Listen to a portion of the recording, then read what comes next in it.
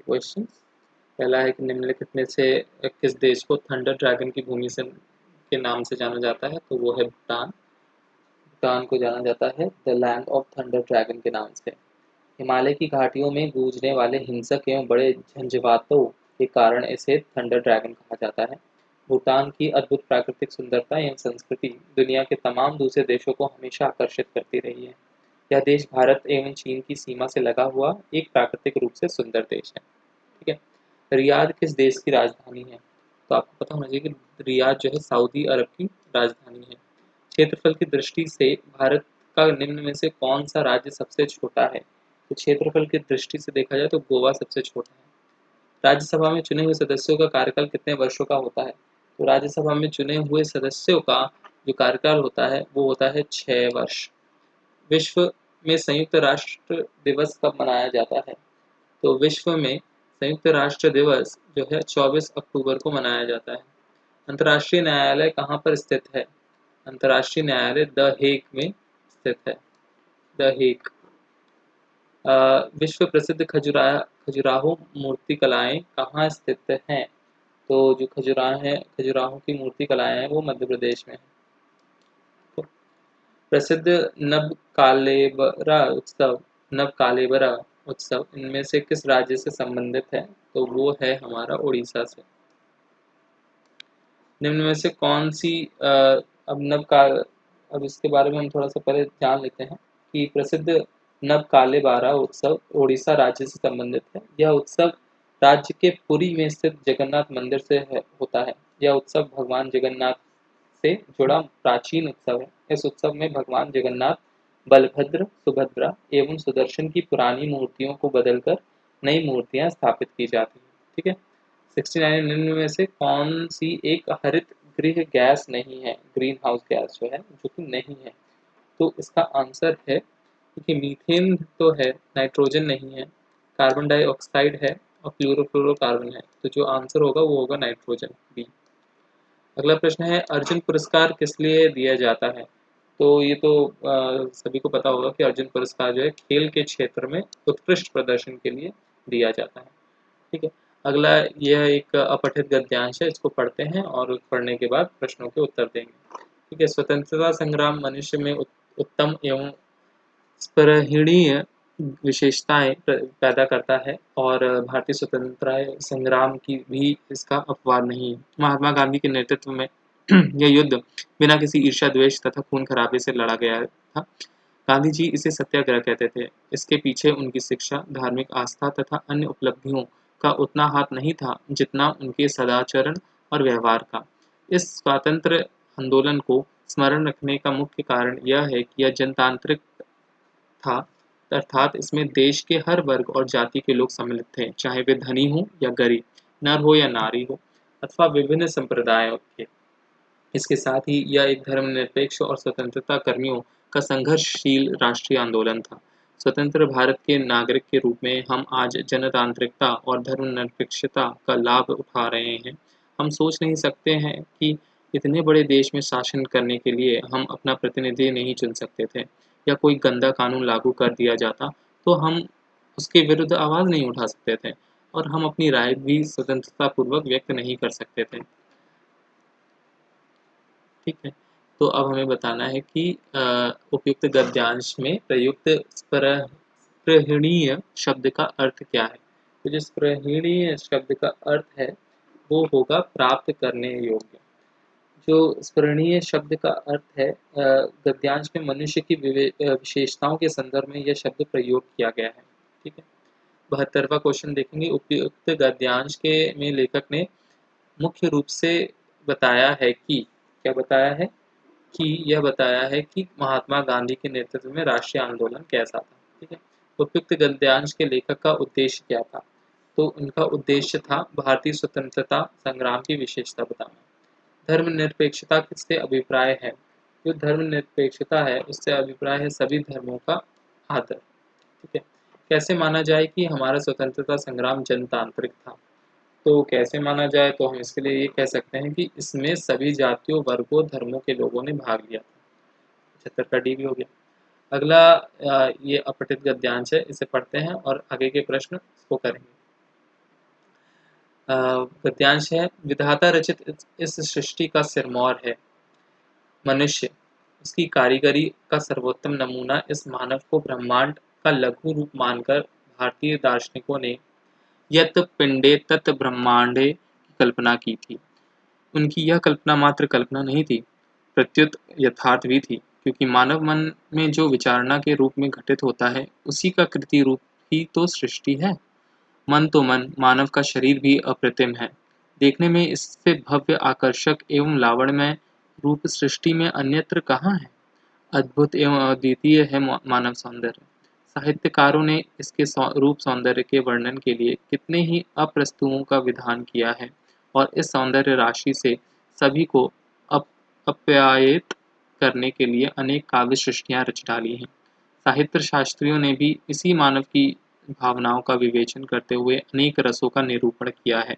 परंतु वैज्ञानिक दृष्टि से विचार किया जाए तो मानव शरीर को एक जटिल यंत्र से उपमित किया जा सकता है। जिस प्रकार यंत्र के एक पुर्जे में दोष आ जाने पर सारा यंत्र गड़बड़ा जाता है, बेकार हो जाता है, उसी प्रकार मानव शरीर में के विभिन्न अवयवों में से यदि कोई एक अवयव भी बिगड़ जाता है, तो उसका प्रभाव सारे शरीर पर पड़ता है।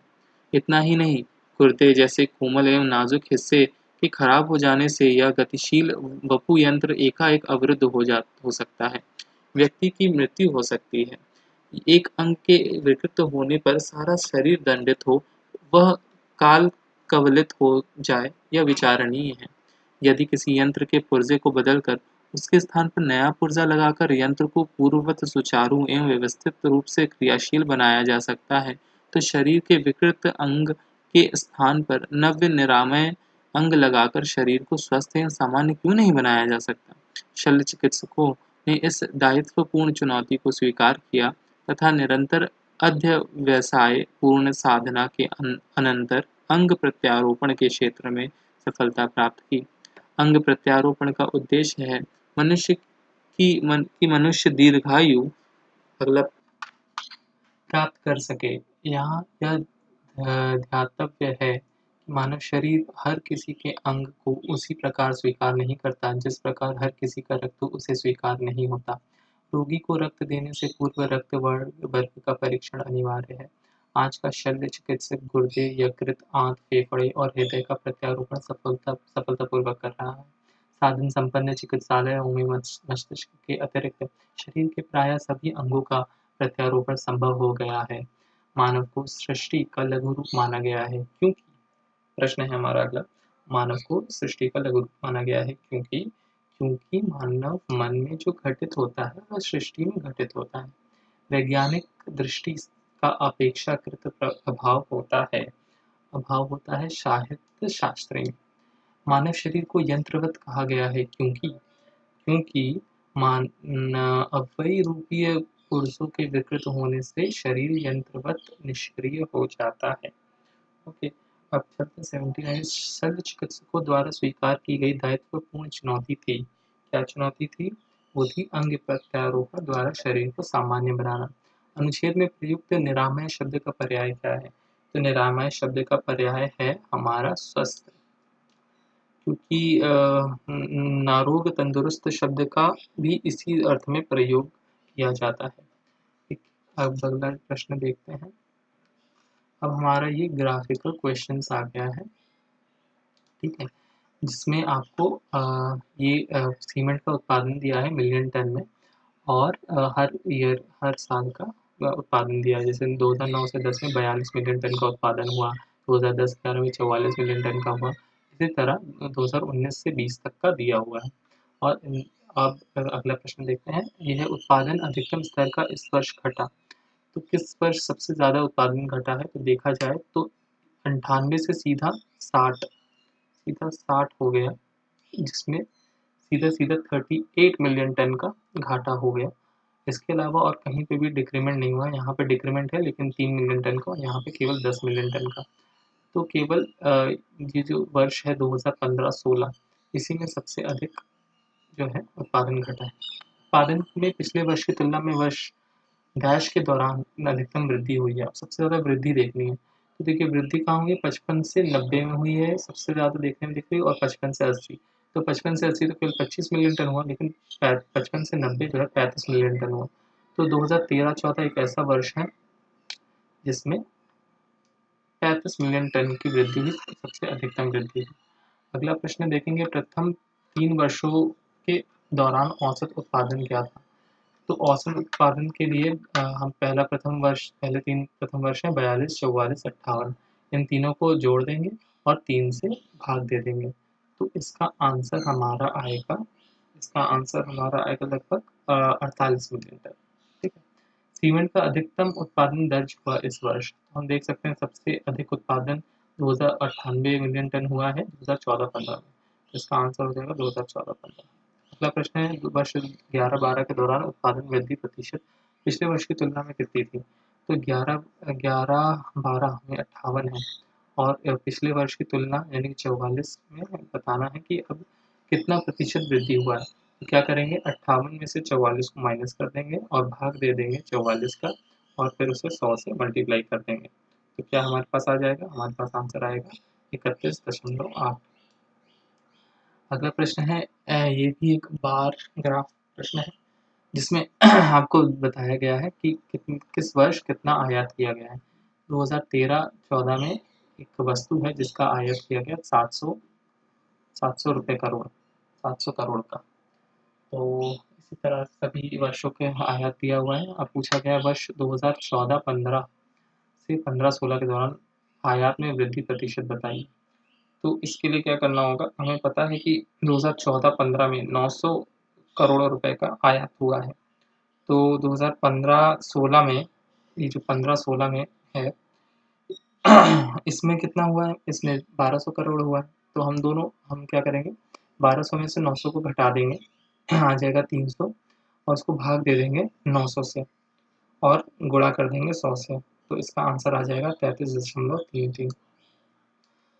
अगला प्रश्न है, सभी वर्षों के लिए वर्ष x के आयात की वृद्धि का औसत क्या है? तो इसके लिए क्या करेंगे, हम लोग हर वर्ष का हर 2 वर्ष के बीच का डिफरेंस पता करेंगे, क्या अंतर है। तो 900 से 700 में 200 का अंतर है, 1200 से 900 में 300 का अंतर है, 12 से 1200 में 0 का अंतर है, 13 से 1200 में 100 का अंतर है, और 2000 से 1300 में 700 का अंतर है। इन सभी अंतरों को आपस में जोड़ देंगे, अर्थात क्या होगा, जो हमारा अभिष्ट औसत वृद्धि आएगा वो 200 प्लस 300 प्लस 0 प्लस 100 प्लस 700, और भाग दे देंगे टोटल नंबर ऑफ वैल्यूज से, यानी कि कितने वैल्यूज है, 5 है, तो 5 से भाग दे देंगे तो हमारा 260 करोड़ आ जाएगा। तो आंसर इसका होगा 260। विगत कितने वर्षों का एक्स का आयात एक्स के औसत आयात से अधिक था? तो इसके लिए क्या करेंगे, हम जो भी ये सब वैल्यूज़ हैं इन सबको ऐड कर देंगे, 700, 900, 1200, 1300 और 2000 को, और भाग दे देंगे 6 से, क्योंकि इसमें 6 है ना, 1 2 3 4 5 6, 6 से भाग दे देंगे तो हाँ, हमारा जो आंसर आएगा वो आएगा 1216.6, 1216.6। और हमें देखना है कि इनमें से 1216 से ऊपर की वैल्यू किस में है। तो 2 वर्षों में 2017-18 1300 और 2018-19 जो कि 2000, यानी कि 2 वैल्यूज़ ऐसी हैं, 2 वर्ष ऐसे हैं जिसमें एक्स से जो हमारा आयात है, औसत आयात से अधिक है। अगला है एक्स के औसत आयात से अधिक अनुपात और ए और एक्स के औसत आयात से कम आयात के वर्षों का अंतर है। तो इसमें क्या करना है, हम लोग को जैसे पता है एक्स का औसत आयत हम लोग ने पिछले प्रश्न में निकाला था 1216.6 करोड़, और 2 वर्षों में एक्स का आयात उसके औसत आयात से अधिक है। तो 4 वर्षों में एक्स का आयात उसके औसत आयात से कम है, तो अभिष्ट अंतर क्या हो जाएगा, 4 माइनस 2 यानी कि 2। तो आंसर क्या हो जाएगा, 2। इसके अलावा अगला प्रश्न देखते हैं, वर्ष 2018-19 के दौरान एक्स के आयात में प्रतिशत वृद्धि सभी वर्षों के एक्स के आयात के उसके औसत में कितनी थी? क्या करेंगे इसमें हमें पता है 2018-19 में एक्स का आयात कितना है, 2000 करोड़ रुपए, 2000 करोड़ रुपए। और इसमें हम एक्स का जो वो है इसका आयात जो आयात आया है 1216.6 से माइनस कर देंगे और 1216.6 से डिवाइड करके इंटू 100 कर देंगे। तो जो अभिष्ट प्रतिशत वृद्धि आएगी वो आएगी 64.38 ये आएगी। ठीक है, प्रश्न करते हैं। इसमें दिया गया है कि निम्न तालिका में 4 व्यक्ति ए बी सी डी सप्ताह के विभिन्न दिनों पर वस्तुओं की बिक्री कर रहे हैं। सोमवार को ए ने 40 वस्तुएं खरीदे, बी ने 45 ऐसे। ठीक है, शनिवार को ऐसे।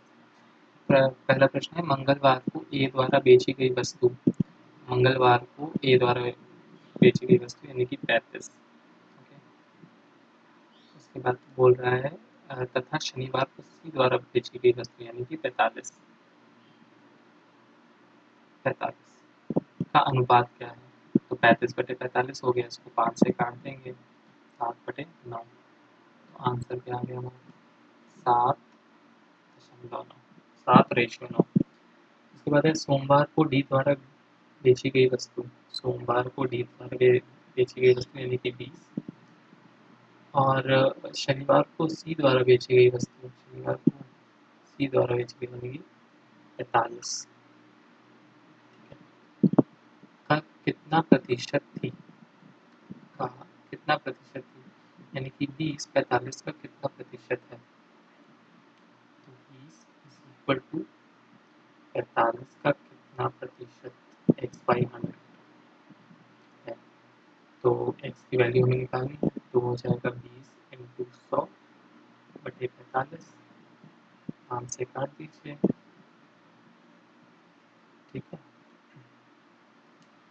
तो ये 400, आपको 400 को 9 से डिवाइड कर देना है।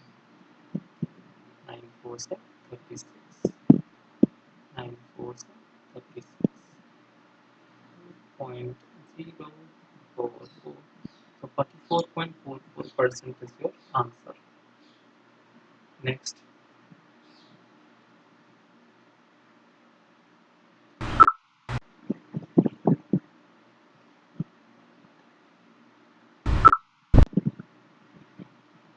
अगला प्रश्न क्या कहता है?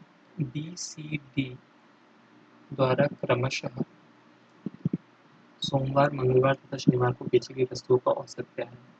तो सोमवार, मंगलवार और शनिवार को, तो बी का सोमवार है 45, सी का मंगलवार है 48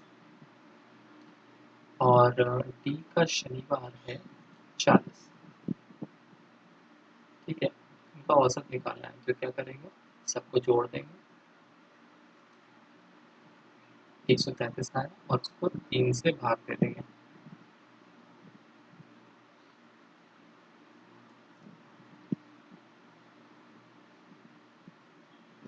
तो 44.33 इसका आंसर हो जाएगा।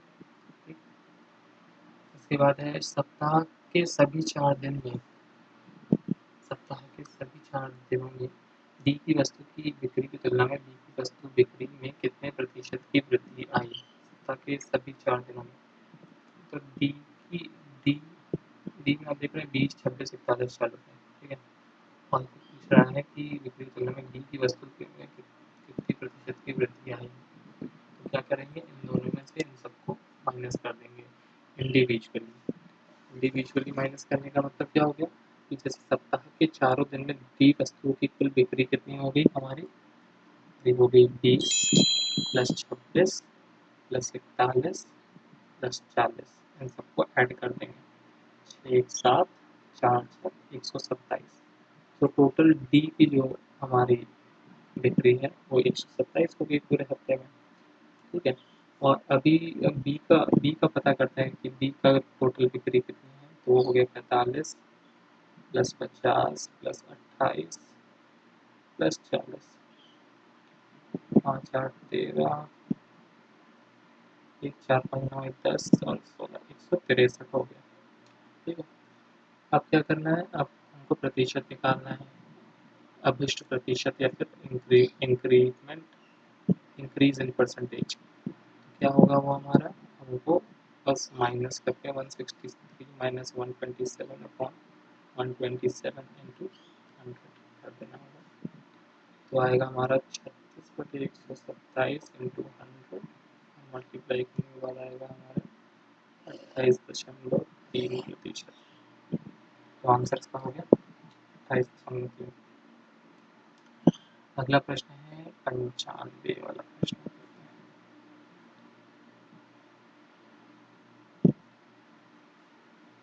95 क्या कहते हैं? कहता है सोमवार को बेची गई वस्तुओं की औसत और शुक्रवार को बेची गई वस्तुओं की औसत के मध्य में कितना अंतर है? क्योंकि सोमवार को 40, 45, 25, 30 बेचा गया है। हाँ, और शुक्रवार को बेचा गया है कौन सा? शुक्रवार को 25, 28, 15, 41 बेचा गया। हम इन दोनों के औसत का अंतर पूछ रहे हैं, तो सबसे पहले तो हम औसत निकालेंगे। तो 40, 45, ये कब का है? मंडे का। 40, 45, 25 और 20, तो इसको जोड़ देंगे तो आएगा 130। और फ्राइडे को जो फ्राइडे का औसत कितना निकालेंगे? फ्राइडे का होगा 25, 28, 15, 40, तो जोड़ देंगे 5, 10, 18, 19, 1, 4, 1, 5, 6, 6, 4, 10। सुनो, अब इसमें 4 है तो 130 को 4 से डिवाइड कर देंगे, तो 4 3 सर्कल, 4 2 8, 0, 4 5 7 20, तो इसका औसत 32.5 आया। और इसको भी 4 से डिवाइड कर देंगे तो 4 2 8, फिर 29, 7 28, 1, 0, 4 2 8, 2, इसका है 27.25। अब इन दोनों के औसत का हमें डिफरेंस पता करना है, यानी कि माइनस कर देंगे। तो 32.5 को 27.25 से माइनस करना है, तो ये हो जाएगा आपका 5, तो हमारा आंसर आ गया 5.25, 45 से हो जाएगा इसका। ठीक है, अगला दिया है 96 से 100 तक के प्रश्न है। भारत में 2010 से 17 के मध्य फसलों का उत्पादन टन में दिया हुआ है। ठीक है, अब ये बोल रहा है कि पहला प्रश्न है,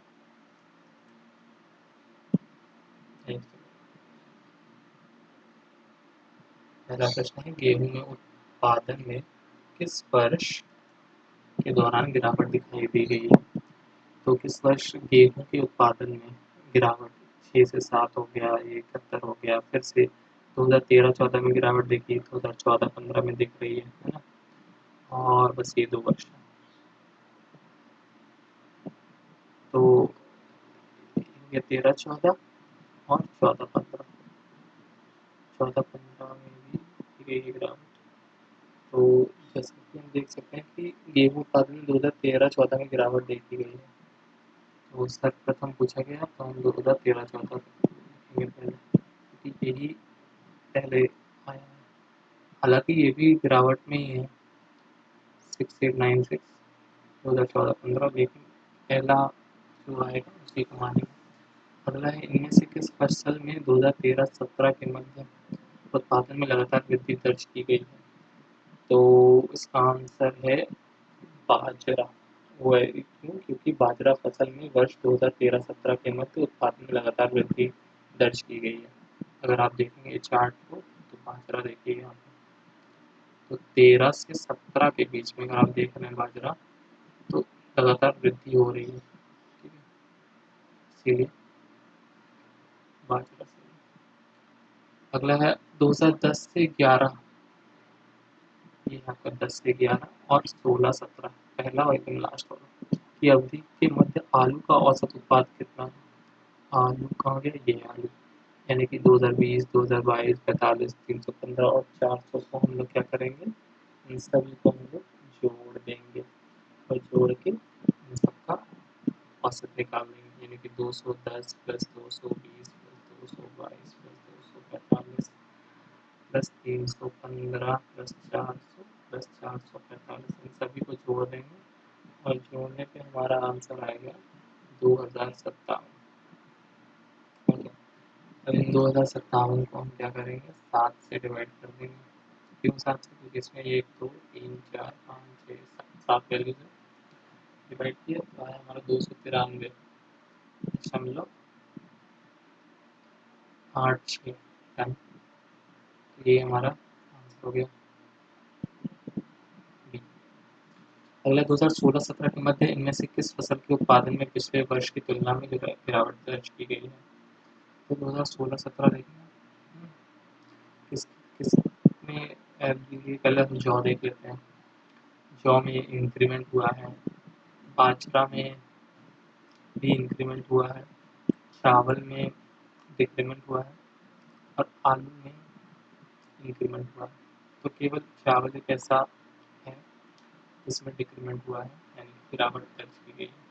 अगला है आलू के उत्पादन 2015-16 15-16 में ये है आलू 400 में 2010-11 के अंदाजन कितना गुणा है? अंदाजन बताना है, अप्रॉक्सीमेट।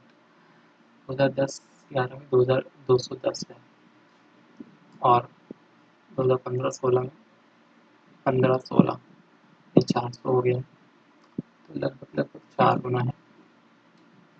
ठीक है, फिर भी मतलब लगभग 2 गुना है, लेकिन फिर भी अगर आपको निकालना है कैसे निकालेंगे, तो बस इन दोनों को डिवाइड कर देना है 400/210 को।